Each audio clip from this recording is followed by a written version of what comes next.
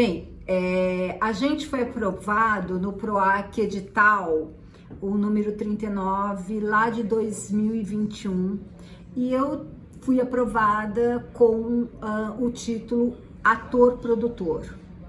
E o que eu pensei? Ao invés de eu ficar falando aqui sozinha e escrever e falar sozinha sobre o que é ser ator, a necessidade de ser ator e também produtor, nós temos um grupo de teatro.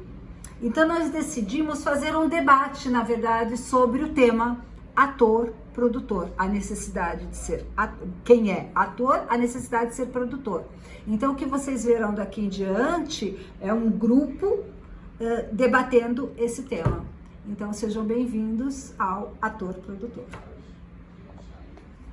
A gente vai apresentar, né? A gente vai mostrar para vocês a nossa visão do fazer teatral, né? Do ponto de vista do ator-produtor. Eu falo ator-produtor, quando eu falo ator-produtor, a gente parte de dois princípios básicos. Ator, todo mundo é.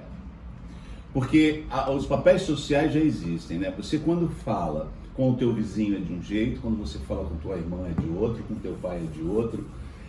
A gente se comporta e a gente sempre tenta moldar a nossa forma diante daquele interlocutor, né? Tem sempre um interlocutor que nos molda de uma forma. Então, a gente nasce ator. E o melhor ator da gente é quando a gente é bem criancinha.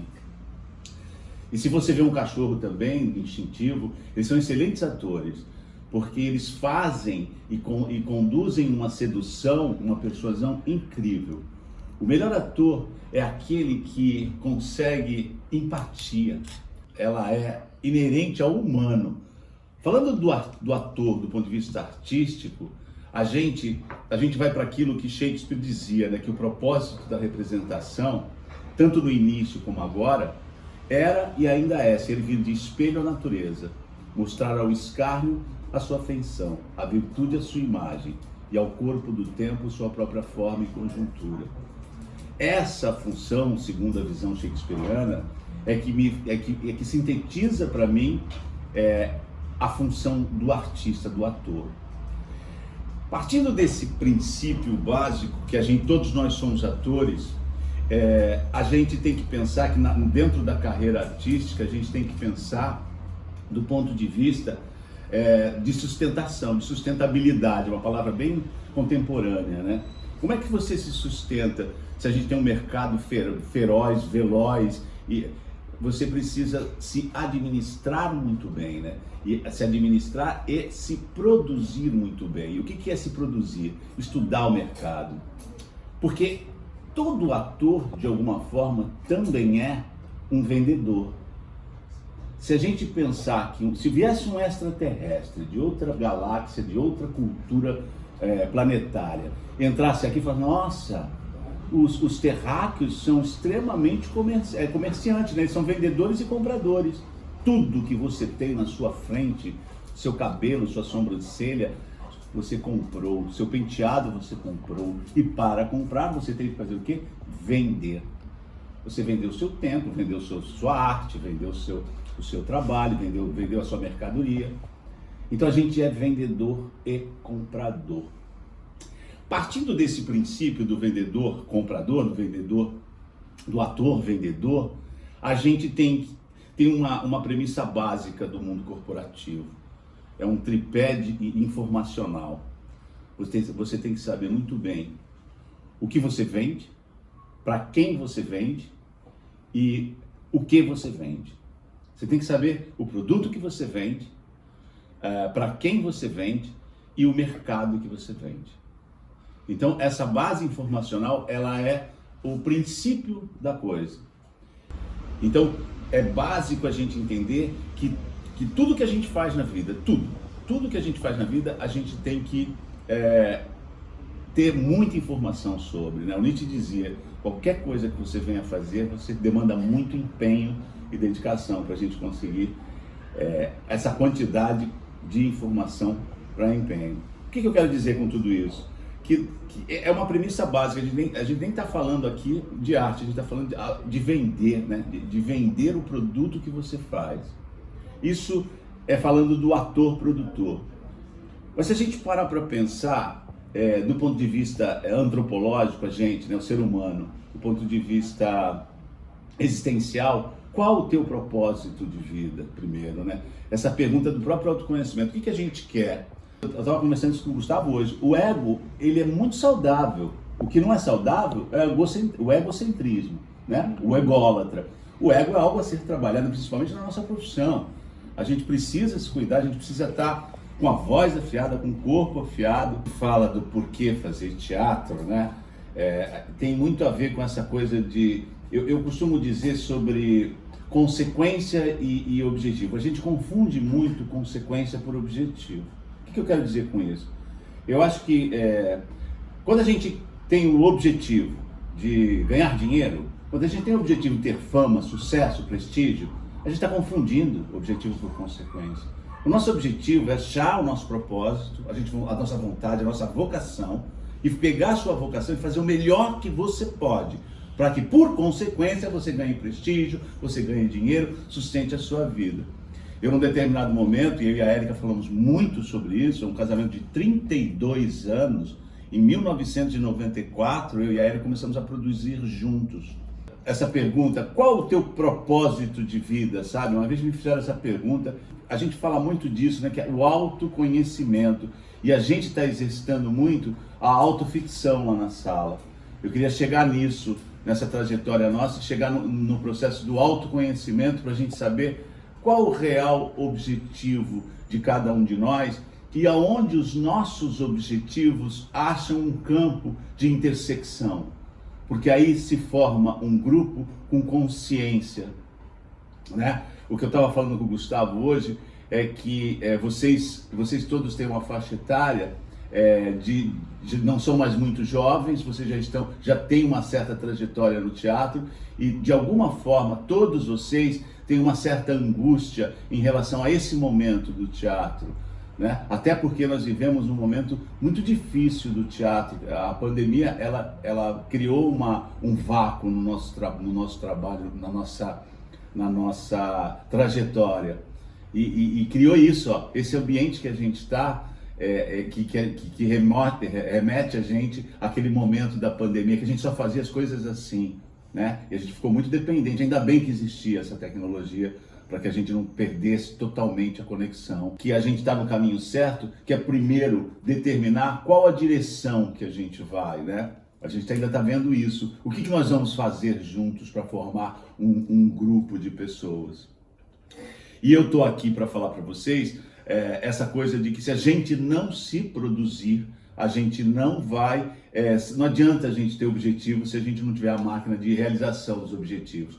Que a gente tem que ter as metas, né? O objetivo, o planejamento. Aí por isso que a gente tem que pensar que nós somos uma empresa. É empresarial, tem CEO, tem departamentos, tem que estabelecer as nossas pequenas metas um pouco mais difíceis, até chegar num determinado objetivo, um próximo objetivo, que a gente esteja na direção do nosso propósito. Se você não sabe, o Stanislavski usava a expressão super objetivo. Se vocês estudaram o Stanislavski, né? E o Stanislavski fala de super objetivo, ele pensou a arte dramática nesse sentido, a construção de um personagem, né? Por isso que ele falava, inclusive, dessa coisa do conhecimento. Quando eu falei da parte empresarial, você conhecer o mercado, conhecer o produto, né? O produto que você vende, o mercado que você vende, né? Conhecer a empresa que você trabalha. Você tem uma empresa que você trabalha, você tem que conhecer, mas primeiro você tem que conhecer você, como vendedor, como transmissor como um agente dentro desse mercado. Então o que eu queria falar para vocês era um pouco disso, do ator-produtor. Eu tinha ido no meu casamento com a Érica, porque eu quero passar para ela, agora para ela falar um pouco dessa coisa da produção, porque a Érica sempre foi para mim o olho de fora. A Érica nunca esteve no palco, nunca quis ser atriz. E ela sempre foi a minha diretriz nisso. Eu lembro que a gente passou por grandes diretores, Emílio de Biasi, Nelson Xavier, Antônia Bujanra, nossa, um monte deles, Elias Andreato, e eles tinham uma coisa muito legal com a Érica, porque a Érica nunca foi uma produtora que estava produzindo porque era atriz. E isso é muito comum. Então, eu queria passar essa palavra para ela, dessa visão do ator-produtor, para vocês. Assim, acho que eu vou deixar ela falar agora, entrar nesse momento, para falar sobre um pouco essa trajetória. Eu sou muito sucinta. E o que eu acho, ele falou assim, ele falou de vários diretores e que é muito raro uma pessoa estar no meio artístico, né, e que não queira ser atriz, né? O Nelson Xavier, não sei se vocês já ouviram falar, não é da geração, bom, enfim, o Nelson Xavier chegou para mim e falou assim: Érica, se você quiser atuar, eu dirijo, vamos lá, vamos fazer. Mas você vai morrer e não vai acontecer, tá aí, morreu e não aconteceu, porque não é isso que eu quero, não é meu propósito de vida. Eu gosto mesmo do backstage, mas só que eu acredito de verdade que, por exemplo, eu sei que o Rigo tem um trabalho que dá uma grana legal para ele. Alguém mais aqui é publicitário? É você, Lucas? É o Lucas, né? As meninas, alguém tem mais algum trabalho que dê assim um salário mensal? A Bia não tem. A Sofia tem, né, Sofia? Eu acho que assim, porém, apesar desse salário mensal, Sofia, você falou que você tem uma angústia, você tem algo que te leva para o palco, né? Então vamos entender que o lugar onde vocês são mais felizes, têm mais prazer, seja o palco. Vamos entender isso, entender que todos sintam isso. Apesar disso, eu acho que todos têm que ter um pouco a cabeça de produtor. Procurar um edital, saber entrar numa plataforma de um dos editais, saber sim escrever, com certeza todos aqui sabem, saber montar um orçamento para que um sonho de um monólogo, para que um sonho de do que você quer, o que hoje você quer falar? O que hoje você quer falar para o público? Qual a sua mensagem que você quer passar hoje? Qual é o teu sonho em termos de mensagem? Então, eu acho que isso é muito importante. Você saber... Quando eu comecei com produção, eu comecei fazendo tudo. Eu falei isso já lá para vocês. Eu fiz já luz, eu fiz som, eu fiz um pouco de tudo. Camarim. E eu acho que isso é muito importante para o ator que não queira ficar, e eu tô falando para o ator que queira viver da arte. Vocês estão vendo minha casa, tá? Aqui atrás de vocês. Eu posso falar com todo o orgulho do mundo que cada peça, cada almofada que vocês estão vendo foi comprado com teatro. Não foi comprado com outra coisa. Mas porque sempre fomos produtores. Nós nunca esperamos a Globo chamar, a Record chamar, a Netflix chamar ou qualquer outra Esperar eu chamar. até esperei, mas eles chamaram bem menos do que eu gostaria. Então, isso que eu digo para vocês que é muito importante. Vocês terem essa consciência de que, falando num grupo, né? Falando de grupo agora, num grupo a gente vai precisar dividir as tarefas também de produção. Até para poder ganhar aquela grana que você fala, eu já ouvi você falar as duas vezes, né? Eu não ganho dinheiro com isso. No edital, por exemplo, se a gente passa no edital, se a gente passa num PROAC ICMS, consegue um patrocinador, que daí entra no que ele falou, quando eu falo de patrocinador, que é o vendedor, né? Que quando eu vou falar com o dono de uma empresa, eu vou vender o meu produto, que é o meu produto cultural, né? Quem é essa empresa? Esse dono da empresa é o quê? Ele é bolsonarista? Ai, como é que eu vou falar com ele? Entende? Eu tenho que estudar essa empresa, né? E isso todos nós precisamos ser. gostando ou não. O Beto fala muito uma coisa assim, meu Deus, eu não quero olhar esse computador. Eu quero deixar isso para você e para o Pedro Ivo, que é nosso assistente. Vai terminar em 10 minutos. A nossa semana vai terminar em 10 minutos. Mas não tem problema. A minha parte eu já estou terminando em 1 minuto. Mas o que eu queria passar para vocês, e eu acho que eu já falei isso e vou falar novamente, que assim, dentro desse grupo, dentro da nossa vida, e dentro da nossa vida como artistas, porque eu me considero uma artista também, porque eu faço arte, né? Dentro da nossa vida como artistas, pensem e cultivem, germinem essa semente do produtor, sabe? Mesmo que seja para só produzir o teu sonho, mas pensem nisso, pensem em germinar essa semente. Quando a gente está falando, que a Érica está falando dessa questão do desejo do ser ator, tem que entender que aí a gente tem que ir sim para a política, para a legislação, para o direito. A arte sempre dependeu da bondade de estranhos, naquele personagem do Tennessee Williams.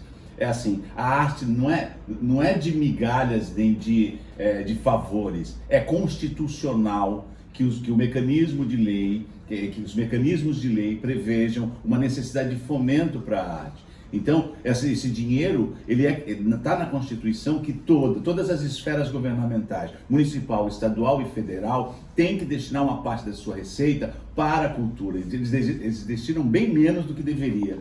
Mas é isso que vai dar para a gente a condição de sustentabilidade. Então, o que eu quero falar para vocês? Eu quero que a gente pense nesse aspecto. Na esfera municipal, você tem a Lei Mendonça, que hoje chama PROMAC, era Mendonça, hoje chama PROMAC. Você tem a estadual, que é o PROAC, e a Rouanet, que é a lei federal. Essas três esferas têm obrigação. Então, o que a gente, como produtor, né? Vamos pensar assim, o que a gente tem que fazer? A gente está fazendo isso porque, isso que eu falei com o Gustavo, a gente precisa pensar em como vamos fazer, né? Eu coloquei o nome da minha empresa de Faz Produções, acho que eu já falei isso para vocês, porque eu via meus amigos, cara, se desesperando. Tinha gente muito mais inteligente do que eu, muito mais capaz do que eu, muito melhor ator do que eu. E eu falei assim, cara, e teve um aqui que foi me ver 10 anos depois, ele virou para mim e falou assim, cara, eu passei em primeiro lugar no concurso do Banco do Brasil, o cara fez do Unicamp, eu falei, por que você consegue levantar verba e eu não? Sabe, eu acho que esse desespero de se conseguir isso, de se conseguir esse canal de entrada no direito de realizar os sonhos, os projetos, é aí que eu gostaria de contribuir dentro desse lugar da intersecção das nossas buscas, sabe? Que achar que é tudo que nós queremos fazer, inclusive eu. Uma das coisas que eu aprendi do ponto de vista também empresarial é a ordem das operações. A gente confunde muito. Eu vou dizer para vocês, para mim, eu sou muito matemático, a minha filosofia ela é muito matemática. Eu acho que filosofia e matemática é quase a mesma matéria para mim, porque é tudo tão preciso na minha cabeça. A ordem das operações é o seguinte, você tem que primeiro, não dá para começar sem subtrair. Se você não começar subtraindo, você está começando errado. Se você quiser começar somando, multiplicando, dividindo, se você não tem nada, você não tem como dividir. E a subtração é você se doar. A próxima operação, aí se você consegue subtrair, aí você soma, porque se você dá o que você tem, você recebe alguma coisa. E quando você consegue assim uma quantidade de coisas, você tem que aprender o quê? A dividir. Tem gente que já quer multiplicar de cara. E a multiplicação, ela só vem ou não depende de você. Se você souber subtrair primeiro, somar depois, e depois que somar, você aprender a dividir, a subtração vem por consequência. Sabe? Como você vai lidar com essa somatória é que vai determinar se você vai multiplicar ou não. Por isso que eu acho que quando você tiver, você vai ter que dividir. Porque eu já tive lucro. Eu tive lucro com teatro, sim. Eu ganhei dinheiro com teatro. E só quando eu dividi, eu consegui multiplicar. Eu já multipliquei dinheiro com teatro. Eu já tive uma situação muito boa com teatro. Então eu já tive sim a subtração, eu já tive, eu estou falando do meu negócio, tá? Estou eu aqui falando tudo isso para vocês, para poder dar qualidade à nossa operação, sabe? As nossas metas, objetivos, para a gente poder ter consequências saudáveis. O meu propósito com esse ator produtor, né, com essa conversa com vocês, é dividir, porque eu acredito, inclusive, que mesmo assim, por exemplo, eu vou fazer uma palestra, vou dar uma aula, eu nunca acho que a gente dá, a gente partilha. Eu acho que sempre é uma via de mão dupla. Tudo que a gente está fazendo naquela sala, tudo que a gente está fazendo aqui é uma via de mão dupla. Porque eu mais aprendo com vocês do que ensino qualquer coisa. O nosso grande objetivo entre nós aqui de relacionamento é a gente aprender um com o outro, respeitar um com o outro, tratar com gentileza e admiração cada um de nós. Eu já os admiro, porque eu já vejo vocês em cena, sei como vocês atuam, porque o Gustavo já vinha falando que eu chamar que ia falar. Então, o que eu queria que a gente entendesse onde a gente está, e eu quero sim fomentar, do ponto de vista de sustentabilidade, as nossas ações a partir de agora. Então, o que eu gostaria? Eu gostaria de criar departamentos, se fizesse uma direção de departamentos, metas e objetivos, metas de médio, objetivos de curto, médio e longo prazo, para pensar como uma empresa de verdade. Eu quero falar sobre captação de recursos, depois que o projeto estiver definido. Eu quero falar para vocês quais são os elementos que definem o sim de um patrocinador. Eu quero mostrar para vocês o boleto do aporte do patrocinador, a conta aberta em função do patrocinador. A gente trabalha muito com a lei do PROAC CMS. Eu queria mostrar essa estrutura para vocês, para que a gente pudesse pensar, e agora, como é que a gente vai fazer para captar recursos? O corpo é muito inteligente, é o lado direito e esquerdo mesmo, é a razão e a emoção. Lá é muito mais emoção, embora precise de razão também. Mas aqui também é muita razão, precisa de emoção também. Eu estou aqui para a gente entender, e como é bem menos a emoção aqui, mas ela é fundamental. Ela é fundamental para que você tenha paixão por isso também. Aí vem a questão da Érica, sempre teve essa paixão, sempre teve esse tesão de fazer a produção, de estar por trás. Ela começou sendo auxiliar ela era auxiliar de contra-regra, sabe? Trocava de roupa os atores dentro da coxia do teatro. Bilheteria, som, ela já fez tudo. E aí depois a gente foi entendendo como que a Érica depois virou diretora de produção. A Érica para mim foi a melhor diretora de produção que eu conheci até hoje. Ela dirigir uma produção. Agora, eu sempre fui o grande vendedor, o grande captador de recursos, porque eu sempre fui um bom vendedor. Não existia portas para mim. Então, eu queria que você plantasse essa semente na concepção de vocês no fazer teatral, também desse lado, para que a Bea possa ganhar dinheiro, possa chegar no momento e falar assim, eu só faço teatro, estou fazendo só o que eu quero, né? que não dê Independente do de ser atriz. Fazer o teatro como a arte, pensando no teatro no todo, né? Por isso que aí a experiência de vida mesmo é sempre um fator inusitado. É sempre um fator inusitado. Quando eu era vendedor, eu era um bom vendedor de biscoito. Cheguei no Rio de Janeiro e falei, o que eu vou fazer para fazer teatro? Eu já conhecia a lei de incentivo municipal de lá, tinha trabalhado com a Mendonça em 1994, em São Paulo, lá que eu digo em São Paulo. Estava aqui em São Paulo.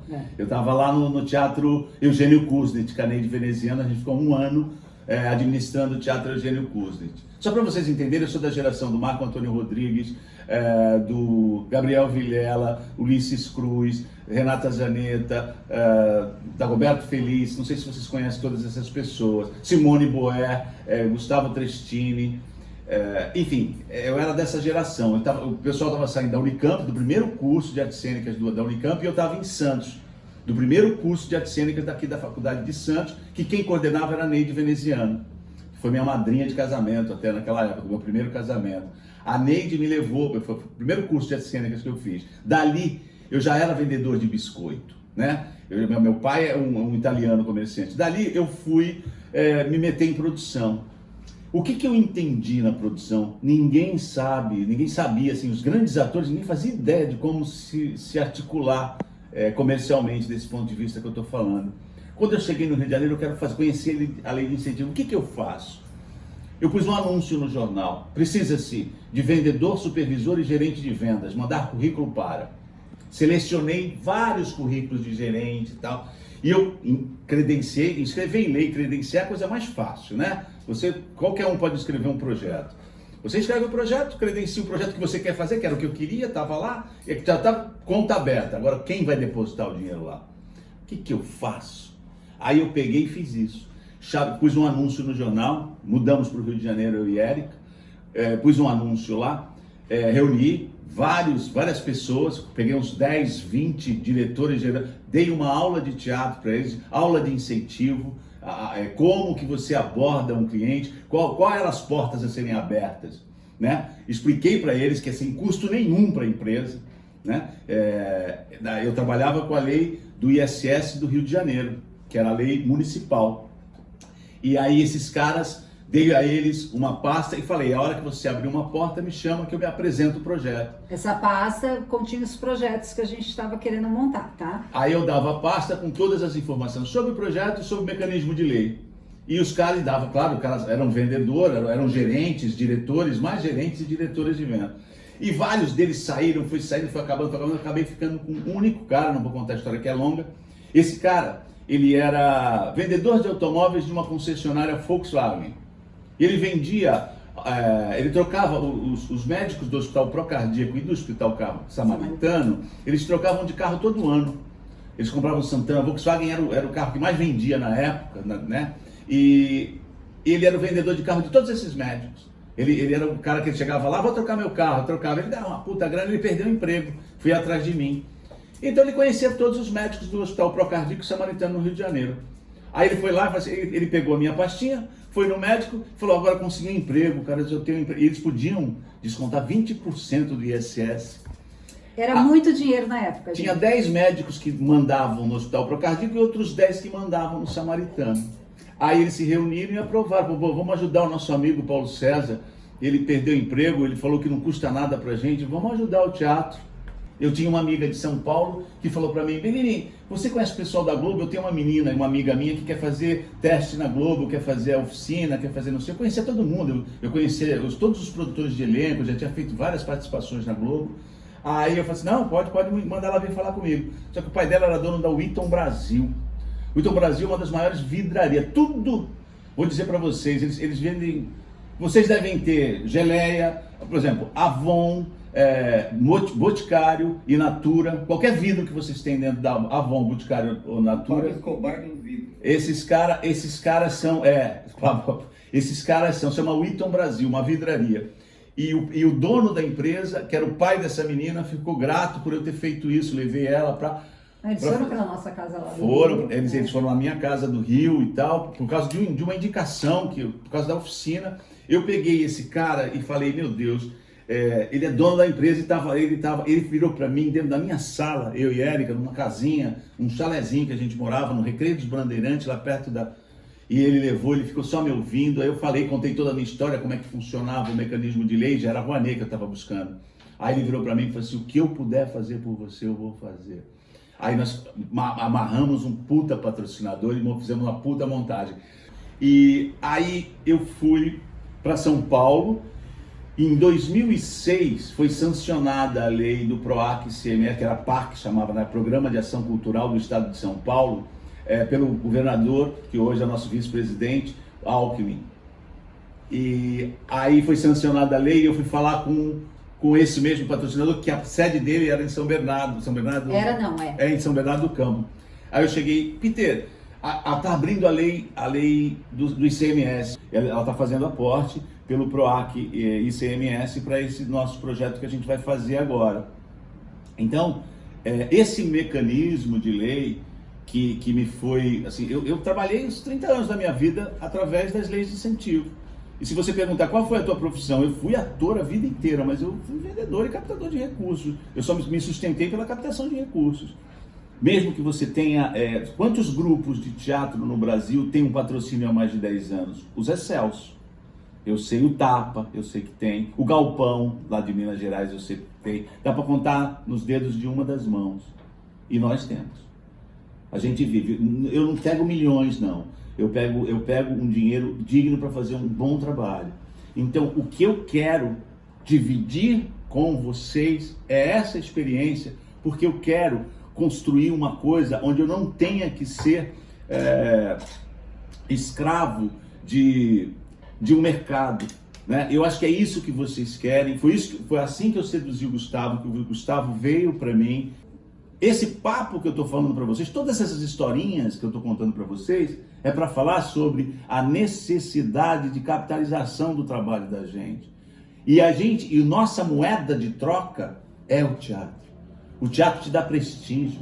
Estar em cena e fazer bem feito um papel no teatro, não interessa se o diretor vai te chamar ou não naquele momento, mas se você se desenvolver, as pessoas querem fazer televisão sem antes se estabelecer no teatro, né? Teve uma época que só os grandes iam para a televisão, porque é só a pessoa que fazia sucesso no teatro ia para a televisão. Como que a gente vai entrar num patrocinador para dar dinheiro para a gente no teatro, para a gente poder do teatro conseguir começar a mexer na internet, para a gente começar a fazer série nós? Vamos produzir série do teatro, vamos fazer brainstorm, sabe? Vamos entender que a televisão é o teatro eletrodoméstico, o cinema é o teatro tecnológico. Sabe, tem muita diferença de plataforma, claro que sim, não é fácil fazer um como não é fácil fazer outro, mas o teatro é artesanal. O cinema, para você fazer cinema, você tem que ser um peão de obra. É uma conversa que um monte de gente está interessada. Então vamos começar a pensar como é que a gente organiza o nosso podcast disso. Vamos fazer um podcast disso. Vamos montar uma estrutura para a gente sentar e falar sobre isso, para a gente trazer as nossas ideias, sabe? Vamos para aqueles ensaios, é isso que o Gustavo está tentando fazer, gravar. Por isso que cada um de nós a gente tem que estudar outras coisas, para pôr em prática, porque no teatro cabe tudo que você sabe. A gente vai falar sobre leis de incentivo, é uma outra oficina. Eu estou falando agora para vocês sobre o espírito do entendimento do que a gente pode fazer para dar sustentabilidade. Mas aí a gente vai entrar nisso, porque aí você vai ter a tua ideia, da ideia você vai fazer o projeto você vai captar recursos para depois você produzir. E só no final você atua e colhe os aplausos ou não. Eu estou falando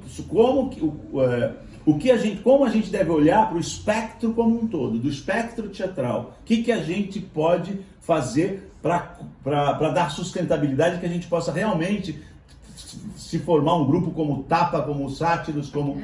Entende? Eu estou te dando o beabá, é algo que a gente vai construir longevo, precisamos dar os primeiros passos. Aí vem o que eu quero dizer, mas a gente precisa estar fazendo teatro, porque não adianta nada a gente ficar lá dando aquele sangue da gente, com esse lado delicioso e maravilhoso que a gente faz, se a gente não entender que tem que fazer isso. A minha ideia é propor o quê? Uma estruturação empresarial, para que a gente possa já começar a vender produtos. Então pensar nas mídias sociais, né? E pensar em pequenos produtos com dramaturgia. Aí nós vamos falar de dramaturgia, porque aí eu vou falar do ator-autor, né? Não adianta, não existe só ator hoje. Você tem que ser produtor, você tem que ser autor de teatro, que vocês já são. Eu vi lá, vocês têm dramaturgia. Todos nós temos. Nós temos dramaturgia. Agora a gente precisa transformar essa dramaturgia para o formato, para a plataforma certa, para que a gente possa começar. E outra, ficar atento a todos os editais. Porque esse que eu estou falando é sem depender de ganhar um edital. Eu ganhei 2 agora, mas foi sei lá, no meio de 1001, 30 foram classificados.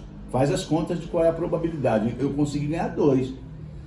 Eu vou fazer 2 no ano que vem, graças a esses 2 que eu ganhei. Mas o que eu tenho de sustento, que me garante o sustento, é o do PROAC CMS. Que é o PROAC, mas é o PROAC CMS. Eu ganhei outro PROAC Edital 01-2022. Então eu quero que a gente vai ter que ter uma representação jurídica para isso. Então é por isso que eu falei, é algo a ser discutido e conversado no decorrer do nosso curso. É uma outra reunião. É uma outra reunião. Por isso que eu falei, essa reunião não é aquela reunião que a gente fazia lá. Essa reunião é uma outra coisa. É para colocar na cabeça de vocês ator-produtor. Ou melhor, produtor. Ator eu sei que vocês são.